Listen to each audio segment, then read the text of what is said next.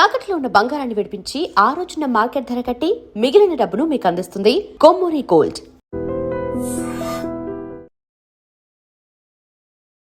Welcome to I dream. ఈ రోజు స్టూడియోలో మనతో పాటు ఉన్నారు ప్రముఖ వాస్తు జ్యోతిష్య పండితులు, ప్రముఖ ఆధ్యాత్మికవేత్త బాలచంద్ర శర్మ గారు. మన నిత్య జీవితంలో మనకి ఎన్నో సందేహాలు వస్తూ ఉంటాయి. అటువంటి సందేహాల్లో కొన్ని సందేహాలు ఈ రోజు నివృత్తి చేసుకునే ప్రయత్నం చేద్దాం, వారితో మాట్లాడేద్దాం. నమస్కారం గురుగారు. నమస్కారం అండి. గురుగారు, ఆడవాళ్ళకి ప్రత్యేకంగా కొన్ని నియమాలు ఉంటాయి. ఇవి చేయకూడదు, తలస్నానం చేయకూడదు, లేదంటే ఇలా ఒక్కొక్క రోజుకి ఒక్కొక్క ప్రత్యేక నియమాలు ఉంటాయి. అయితే మంగళవారం, శుక్రవారం ఆడవాళ్ళు చేయకుండా పనులు ఏంటి గురుగారు? శ్రీమాత్రే నమః, శ్రీ గురుభ్యో నమః. ఆడవాళ్ళని కాదండి, ఎవ్వరూ కూడా మంగళవారము శుక్రవారం నాడు గోర్లు తీయకూడదు, జుట్టు కత్తిరించకూడదు అనేటువంటి నియమం అనేటువంటిది ఉంటుంది. ఇవాళ రేపు ఎవ్వరూ పాటించట్ల. మంగళవారం నాడు సెలూన్ షాప్స్ ఓపెన్ చేస్తున్నారు, పోయి చేయించుకుంటూ ఉన్నారు, తప్పు. వీటితో పాటు ఆడవాళ్ళకు సంబంధించి ప్రత్యేకంగా ఏంటంటే, ఏదైనా సరే ఎక్స్పెరిమెంటల్గా చేసే పనులు కొన్ని ఉంటాయి.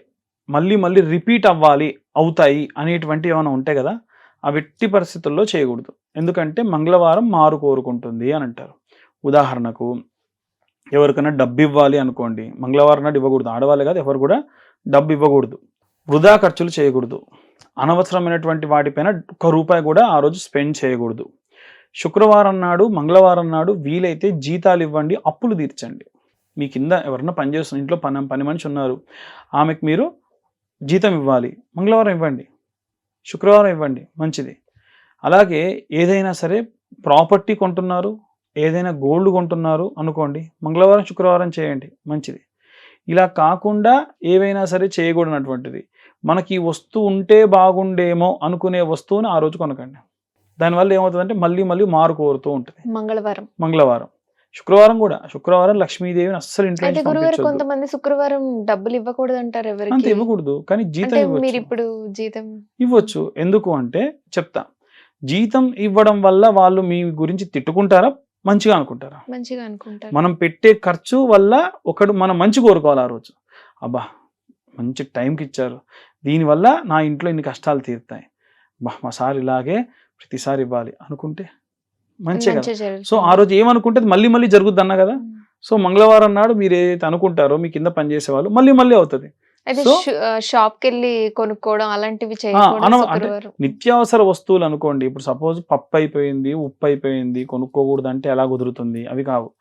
ఉదాహరణకు ఏదో ఓ బండి ఉంది, ఆ బండికి ఎక్స్ట్రా కొన్ని పెట్టాలి, అనవసరం, ఇప్పుడు అంత అవసరం లేదు. ఆ సైడ్ లైట్లు పెట్టాలి, సీట్లు పెట్టాలి, ఇలాంటివి ఏమైనా ఉన్నాయి. లేదు ఏవైనా సరే ఎప్పుడో ఫంక్షన్ ఉంది, దానికి జాకెట్కి ఏవో కుట్టించుకోవాలి ఉదాహరణకు అనుకుందాం, ఆ రోజు చేయకండి ఆ పని. దానివల్ల ఏమవుతుందంటే డబ్బు పోతుంది, మళ్ళీ పోతుంది. ఇంకొకటి, అప్పు తీర్చాలంటే వడ్డీలు కట్టేది ఉంటే సోమవారం నాడు రాత్రి గాజు కప్పులో ఉప్పు పెట్టేసి, ఎట్టి పరిస్థితుల్లో యూపీఐ పేమెంట్లు కాకుండా క్యాష్ రూపకంగానే వాళ్ళ చేతికి ఇవ్వాలి. మీరు మంగళవారం నాడు ఇవ్వండి, ఇచ్చే ముందు రోజు ఉప్పులో ఆ డబ్బు పెట్టి పచ్చకర్పూరం పెట్టేసి నెక్స్ట్ డే అది ఇవ్వండి. దాని వలన విశేషంగా తొందరగా గాజు కప్పులో ఉప్పు, దాంట్లో పచ్చకర్పూరం వెలిగించొద్దు, పెట్టాలంతే. దాంట్లో డబ్బులు పెట్టాలి. నెక్స్ట్ డే మార్నింగ్ ఆ డబ్బుని వాళ్ళకి ఇచ్చేయండి. దీనివల్ల కూడా తొందరగా అప్పు తీరుతుంది విశేషంగా. ఇంకా చాలా రకాలైనటువంటివి ఆ రోజున చేయకూడదు. ఆడవాళ్ళు ఇల్లు మొత్తం శుభ్రం చేయడం, దేవాలయం లోపల శుభ్రం చేయడం ఆ రోజు చేయకూడదు.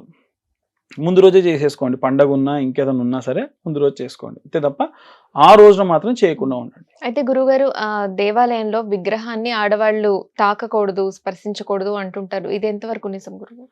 కొంతవరకు మాత్రమే నిజం, పూర్తిగా కాదు. ఎందుకు అంటే ఆంజనేయ స్వామి వారిని తీసుకుందాం ఉదాహరణకు. ఆంజనేయ స్వామి వారికి ఆయన బ్రహ్మచారి అని అంటారు కదా, అస్కలిత బ్రహ్మచారి అంటే బ్రహ్మచర్యం పాటిస్తూ గృహస్థాశ్రమంలోకి వెళ్ళాల్సి వచ్చింది. ఆయన గృహస్థాశ్రమంలోకి వెళ్ళాడని కూడా చెప్పకూడదు. కేవలం నవవ్యాకరణ పాండిత్యం అనేటువంటి ఒక పాండిత్యం ఉంది. అందుకోసం ఏం చేశారు, సూర్యుడు ఆయన యొక్క శిష్యుడు. సో ఆయన వైపు తిరిగి ఆయన అడిగారు అనమాట, నాకు నవవ్యాకరణ పాండిత్యం నేర్పించండి అంటే, నువ్వు బ్రహ్మచారి కదయ్యా, నీకెలా నేర్పిస్తారు? ఖచ్చితంగా గృహస్థాశ్రమంలో ఉన్న వాళ్ళకే నేర్పిస్తారు, నాకు సంబంధం లేదు, మీరు నాకు అన్ని విద్యలు నేర్పిస్తా అన్నారు, నేర్పించండి. అప్పుడు స్వామివారు తన యొక్క వర్చస్సుతో ఒక స్త్రీ రూపాన్ని దాల్చి ఆంజనేయ స్వామికి ఇచ్చి వివాహం చేశారు. అప్పుడు స్వామివారు ఏమన్నారంటే, మరి నేను అందరిలాగా బ్రహ్మచర్యంగా నేను పాటించేది, నా శరీరంలో సగభాగం ఇవ్వలేను, ఊర్ధ్వభాగం ఇవ్వలేను, సగభాగం ఇవ్వలేను, అందుకని నా వాలం నా తోకలో పెట్టుకుంటాను అని చెప్పి ఆంజనేయ స్వామి తోకలో సువర్చలాదేవి ఉంటుంది. అందుకనే ఆంజనేయ స్వామి విగ్రహాన్ని ఆడవాళ్ళు తాకకూడదు, ఆంజనేయ స్వామి శరీర భాగాన్ని అస్సలు ఆడవాళ్ళు తాకకూడదు, ఆంజనేయ స్వామి తోక భాగాన్ని మగవాళ్ళు తాకకూడదు. లంకకి వెళ్ళినప్పుడు ఆయన వార్నింగ్ ఇస్తాడు, దయచేసి నా తోక జోలికి మాత్రం పోవద్దు అని. పట్టుకున్న కారణం చేత లంక మొత్తాన్ని తగలబెడతాడు. అది ఆయన తగలబెట్టడు, ఆటోమేటికల్గా మంట వస్తుంది. లంకకి వెళ్ళిన తర్వాతకి వాళ్ళు వెలిగించారు అని వాళ్ళు అనుకుంటారు, వాస్తవంగా ఏంటంటే వెలుగుతుంది సువర్చలాదేవి ఉన్న కారణం చేత. అలా లంక మొత్తం తగలబెడతాడు. మనం ఇంట్లో ఉన్న పూజా మందిరంలో అయినా ఆంజనేయ స్వామిని తాకకూడదు, ఫోటోను కూడా శరీరాన్ని తాకకూడదు, తోక భాగాన్ని మాత్రం తాకొచ్చు. పెళ్లి కాని ఆడపిల్లలు ఎవరన్నా ఉంటే ఎక్స్పెషల్గా వాళ్ళు ఆంజనేయ స్వామి తోకతో ఉన్న ఫోటో తెచ్చుకొని నిత్యము కూడా చిటికెడు సింధూరం వేసి దాని మీద కొంచెం అంత సంపెంగ నూనె రాసి ఒక చుక్క పెట్టండి. ఇలా 21 రోజుల పాటు చేయాలి. 21 రోజులు కూడా ఆడవాళ్ళు మెన్సెస్ ప్రాబ్లం అడ్డు లేకుండా ఉండాలి. అలా ఉన్న రోజుల్లోనే స్టార్ట్ చేయండి. స్వామివారి ఫోటో ఫ్రేమ్ కి బొట్టు పెట్టాలి. అయితే మంగళవారం లేకుంటే శనివారం నాడు ప్రారంభించి 21 days కంటిన్యూగా సింధూరం తీసి పెట్టండి. మధ్యలో ఇన్ కేస్ కొన్నిసార్లు ఇబ్బంది అయ్యి మధ్యలో ఏదైనా ప్రాబ్లం వస్తే తర్వాత రోజు కంటిన్యూ చేయండి, పర్లేదు, అయిపోయిన తర్వాత కంటిన్యూ చేయండి. కావాలని మాత్రం నాకు చేత కావట్లేదు బద్ధకంగా ఉందని మాత్రం ఆపకండి. హనుమాన్ చాలీసా చదవండి ఆ రోజున. నమ్మి ఆయన తోకకు అలా సింధూరం పెట్టిన కారణం చేత ఉత్త సింధూరమే, సింధూరం సంపెంగ నూనె కలిపి చుక్క పెట్టాలంతే. హనుమాన్ చాలీసా చదవండి, హనుమాన్ బడబాలం స్తోత్రం ఉంటుంది, మీకు ఏది వస్తే చదవండి చాలు. విగ్రహాన్ని తాకూడదు. అలాగే నవగ్రహాల దేవాలయంలో కూడా నవగ్రహాల్లో ఏ విగ్రహాన్నైనా తాకొచ్చు, కానీ శని విగ్రహాన్ని మాత్రం ఆడవాళ్ళు తాకకూడదు. ఎందుకు అంటే శివుడి యొక్క 11 రుద్రాక్షల్లో ఒక రుద్రాక్ష శనిగా భావిస్తారు.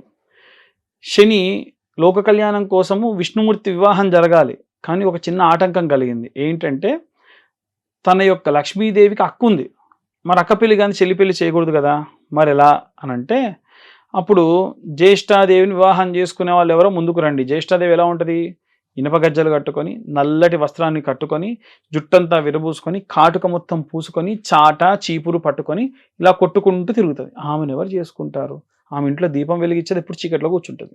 శని వచ్చి చెప్పాడు నేను చేసుకుంటా, ఎందుకంటే నాకు ఎప్పుడు కూడా నిత్యము చీకట్లో ఉండే అలవాటు, తల్లిదండ్రులు నన్ను 300 కాంతి సంవత్సరాల దూరంలో వదిలేశారు, కాబట్టి నా ఇల్లా శుభ్రం చేసే పని లేదు, నాకా ఇనుముకు అధిపతినే నేను, చాటా చీపురు నాకు కూడా ఇష్టమే, కాబట్టి నేను చేసుకుంటా అని చేసుకున్నాడు. కానీ ఎప్పుడు శివనామస్మరణ చేస్తూ ఉంటే జ్యేష్ఠాదేవి శపించింది శనిని, ఏమని, నీకెప్పుడు శివనామస్మరణే, కాబట్టి ఏ స్త్రీ అయితే నిన్ను తాకుతుందో ఆమె శని ప్రభావం రెట్టింపవుగాక అని. జాతకంలో శని దోషం ఉంది అంటే శనికి నువ్వుల నూనె పోసారా వస్త్రం కప్పారా, పైనుంచి ఆడవాళ్ళు ఏం చేసినా పొరపాటున తాకినా శని ప్రభావం రెట్టింపు అవుతుంది. కేవలం ఆడవాళ్ళు మాత్రమే, చిన్న పిల్లలు తాకొచ్చు, 4 పదులు 5 పదుల వయసు దాటిన వాళ్ళు తాకొచ్చు. ఎందుకంటే తల్లు ఈ మెన్సెస్ ఉన్నటువంటి ఆడవాళ్ళు ఏ రోజైనా సరే శని విగ్రహాన్ని తాకకూడదు. అంతెందుకండి, అయ్యప్ప మాలలు ఆడవాళ్ళు ఎందుకు వేసుకోకూడదు తెలుసా, 18 మెట్లలో ఒక మెట్టు శని. సో ఈ మధ్య వయస్కులు ఎవరైతే ఉంటారో వాళ్ళు కనుక తగిలితే ఆమె శని ప్రభావం రెట్టింపు అవుతుంది, అందుకని ఆడవాళ్ళు రాకూడదు. చిన్నపిల్లలు వేసుకోరు మాలలో, చూడలా, చిన్నపిల్లలు ఆడపిల్లలు వేసుకుంటారు, పెద్ద ఏజ్ వచ్చిన వాళ్ళు వేసుకుంటారు కదా, మధ్య వయసులో ఎందుకు వేసుకుంటారు, ఇదే కారణం. చాలా మంది పురుష అహంకారం ఎక్కువైపోయింది, ఒక కోర్టుకి ఎక్కింది, వెళ్తే నీకే నష్టం తల్లి వద్దు అని చెప్పి వార్నింగ్ ఇచ్చారు. కాబట్టి అలా శని విగ్రహాన్ని ఆడవాళ్ళు తాకకూడదు. అయితే గురుగారు శనివారం నలుపు వస్త్రాలు ధరించొచ్చా ధరించకూడదా, చాలా మంది వేసుకోవచ్చు అంటారు, వేసుకోకూడదు అని అంటారు, ఇది ఎంతవరకు కరెక్ట్? మీరు నలుపు వస్త్రం వేశారంటే కాళ్ళకు చెప్పులు వేసుకోకూడదు, ఒకటి ఎప్పుడు భోజనం చేయాలి. ఇన్ కేస్ ఏ రోజైనా ఎప్పుడైనా శనివారం నాడు నలుపు వస్త్రం వేసుకున్నారు అనుకోండి, ఎందుకు అంటే నలుపు వస్త్రం ఎప్పుడు వేసుకుంటారు అంటే నేను రెడీ కష్టాలు అనుభవించడానికి అని ఒక సిగ్నల్. అంతెందుకు, అన్ని క్లాత్స్ వేసుకోండి, నల్ల డ్రెస్ మాత్రం పక్కా పెట్టండి. సాయంత్రం 5:30 అయితే దోమలన్నీ వెళ్ళి దానికి అట్రాక్ట్ అవుతాయి, బాగా అబ్జర్వ్ చేయండి. సో శనివారం నాడు నల్ల వస్త్రం వేశారు అని అంటే నేను బ్రహ్మచర్యం పాటిస్తా, నేను కాళ్ళకు చెప్పులు వేసుకోను, నేను ఒకటే పూట భోజనం చేస్తా, నేను కటిక నేల మీద నిద్రిస్తా అన్న వాళ్ళు ఎవరైనా నల్ల బట్టలు పాటిస్తేనే ఆ రోజు వేసుకోండి. ఎందుకో చెప్తా రీజన్ కూడా. శని పడితే ఏం జరుగుతుందో ఇవే జరుగుతాయి. శని పడితే కాళ్ళకున్న చెప్పులు తెగుతాయి, ఎర్రటిండలో మంచి చలిలో వట్టి కాళ్ళ మీద నడవాల్సి వస్తుంది, భోజనం చేద్దామన్నా టైం దొరకదు, లేకుంటే అసలు భోజనమే దొరకదు, పడుకుందామంటే మెత్తటైన పరుపు ఉండదు, నేల మీద కూడా పడుకోవాల్సి వస్తుంది. బ్రహ్మచర్యం పాటించారు, భార్యాభర్త కలవాలనుకుంటే కూడా కలవలేరు ఆ రోజు. ఇవన్నీ కూడా శని పడితేనే జరిగాయి. అవన్నీ మీరే చేశారనుకోండి, శని పట్టడిగా. అందుకని అయ్యప్ప స్వామి మాలలు వేసినప్పుడు కూడా అయ్యప్ప శని అంటాడనమాట, నీ మాలలు వేసుకొని ఎవరైతే నేను పడితే ఎలా అయితే ప్రవర్తిస్తారో అలా చేస్తే వారికి శని దోషములు ఉండవు, అష్టమ శని దోషములు ఉండవు అని చెప్తారు. కాబట్టి విగ్రహాన్ని తాకొద్దు, ఇవన్నీ చేయకూడదు అనేటువంటివన్నీ అయితే కూడా. గురుగారు చాలా మంది దేవాలయానికి వెళ్ళినప్పుడు దేవుడు ఎదురుగా పూజారికి ఆశీర్వాదం తీసుకుంటూ ఉంటారు. ఇది తీసుకోవచ్చా గురుగారు? తీసుకోవచ్చు, మరీ ఎదురుగా కాకుండా. మనకు ప్రతి దేవాలయంలో కూడా ధ్వజస్తంభానికి దేవుడికి కొంచెం ఇటు కార్నర్ భాగంలో, ఇప్పుడంటే లేదు కానీ ఒకప్పుడు చెక్కేవాళ్ళు సాష్టాంగం చేయడానికి. సాష్టాంగం చేయడం వల్ల ఏమవుతుంది, కాలు పెట్టినప్పుడు ఏమవుతుంది అని అంటే ఏ దేవుడికి ఏ ప్రతిష్ఠ చేసినటువంటి దగ్గరికి కూడా ఇబ్బంది లేకుండా ఉండాలి. అక్కడ అర్చకుని పిలిచి అక్షింతలు వేయించుకోవాలి. కానీ ఇవాళ రేపటి కుదరదు, అందరు అక్కడే వేయిస్తూ ఉన్నారు, కాళ్ళకు దండం పెడుతున్నారు. ఎందుకంటే అక్కడ దేవుని భగవత్ స్వరూపానికి దగ్గరగా మనుషులు ఏమి పెద్ద ఇది కాదు, భగవంతుడే తర్వాతకి అర్చకుడు. అర్చకుడు ఏంటి, మంత్రాధీనంతు దేవతం, మంత్రం బ్రాహ్మణాధీనం, బ్రాహ్మణం మమ దేవత. మమ దేవతగా ఉన్నటువంటి ఇప్పుడు ఉత్సవ విగ్రహాలకు కొలుస్తారా, మూల విరాట్కి కొలుస్తారా అంటే మూల విరాట్కే ఎక్కువ కొలుస్తారు, ఉత్సవ విగ్రహానికి అంతగా ఉండదు. ఎప్పుడైతే భగవంతుడు లేడో ఉత్సవ విగ్రహాన్ని చాలా బాగా కొలుస్తాం. అలాగే బ్రాహ్మడికి కూడా ఆ ధ్వజస్తంభానికి దేవాలయానికి కొంచెం ఆవలికి వచ్చి అక్షింతలు ఇచ్చి చేయాలి, కానీ ప్రతి ఒక్కరికి అలా చేయలేరు. అసలు వాస్తవంగా అయితే అక్షింతలు తీసుకొని ఒక ఆయన సపరేట్ కూర్చుంటారు పక్కకు, అలా చేస్తే మంచిది. మీరు చెప్పింది 100% కరెక్ట్. ధన్యవాదాలు గురుగారు. ధన్యవాదాలు. తవ్వండి, తవ్వుతూనే శివలింగం. పరమాత్మకు జీవా సరే దాన్ని అట్లా కప్పేసేయండి, చూపించదండి. Krishna is there. మూర్తి పూజ కాదు, సాక్షాత్ బ్రజేంద్ర నందన భగవాన్ ఉన్నారు మూర్తిలో. ఏమీ ఆశించకుండా ఆరాధించే వాళ్ళు కూడా ఉన్నారా ప్రభుజీ? నిజమైన భక్తి అంటే మనకు తెలియదు కాబట్టి